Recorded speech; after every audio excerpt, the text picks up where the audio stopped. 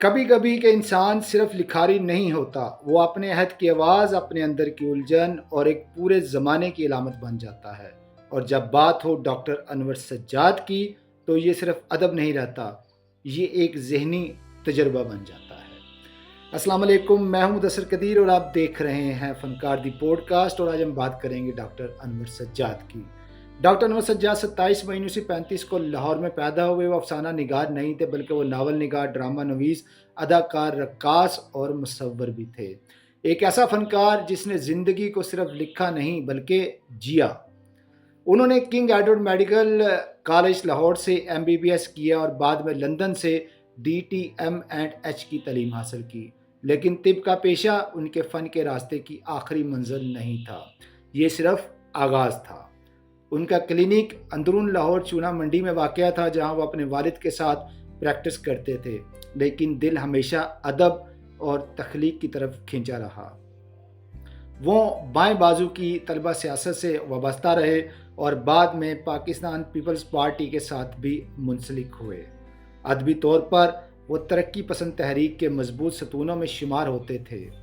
انہوں نے جو لکھا ان کی اہم تصانیف میں شامل تھیں رگ سنگ جو 1955 میں شائع ہوئی، استعارے جو 1970 میں شائع ہوئی، چوراہا، خوشبوؤں کا باغ، زرد کومپل، نگار خانہ، صبا اور سمندر، جنم روپ، ٹیلی نوٹ بک، رسی کی زنجیر۔ ان کی تحریروں میں کردار عام انسان نہیں ہوتے تھے۔ جی ہاں، ان کی تحریروں میں کردار عام انسان نہیں ہوتے تھے، وہ علامتیں بن جاتے تھے۔ ڈاکٹر انور سجاد صرف افسانے نہیں لکھے بلکہ ٹیلی ویژن اور اسٹیج کے لیے بھی کام کیا۔ انہوں نے متعدد ڈرامے لکھے، انہوں نے متعدد اسٹیج ڈرامے لکھے۔ ان کے مشہور ٹی وی ڈراموں میں شامل تھے صبا اور سمندر، کچرا کمرہ، ریت اور کردار، پیپل کی چھاؤں، چہرے۔ اب میں یہاں پہ آپ کو بات بتاتے چلوں کہ ڈاکٹر انور سجاد کے کئی کام علامتی اور تجرباتی انداز کے باعث مین سٹریم ڈراموں سے مختلف تھے۔ ان کی ایک خوبی یہ بھی تھی کہ وہ ایکٹر بھی تھے۔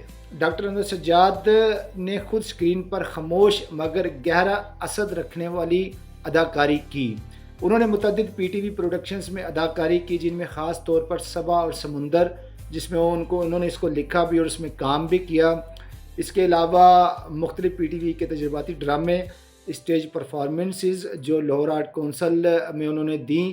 اس کے علاوہ وہ ان کا جو ایکٹنگ سٹائل تھا اس میں وہ بہت کم ڈائلاگ بولتے تھے، زیادہ تاثرات، چہرے کے ایکسپریشنز اور گہری معنویت رکھنے والے جو ان کے جسچر ہوتے تھے وہ ان پر بہت سوٹ کرتے تھے۔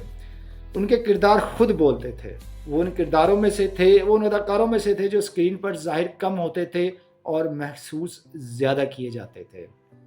حکومت پاکستان نے 1999 میں انہیں صدارتی تمغہ برائے حسن کارکردگی سے نوازا، اور ملک کے بہت بڑے ادیب احمد ندیم قاسمی کے مطابق ان کی تحریر میں غزل جیسا داخلی ربط موجود ہے، جبکہ ایک اور نقاش شمس الرحمان فاروقی نے ان کے اسلوب کے بارے میں لکھا کہ ان کے کردار سماجی نہیں بلکہ علامتی حقیقت بن جاتے ہیں۔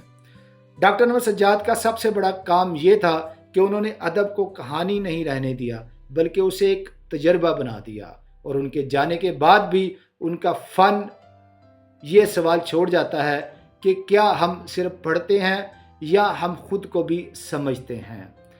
اگر ناظرین، اگر آپ کو ایسے ہی گہرے ادبی اور فنکارانہ سفر پسند ہیں تو ابھی میرے چینل فنکار دی پوڈ کاسٹ کو سبسکرائب کریں، اور میری یہ جو ویڈیو ہے اس کو زیادہ سے زیادہ شیئر کریں تاکہ آپ تک میری جو اگلی ویڈیو ہے وہ فوری اور فوراً پہنچ سکے۔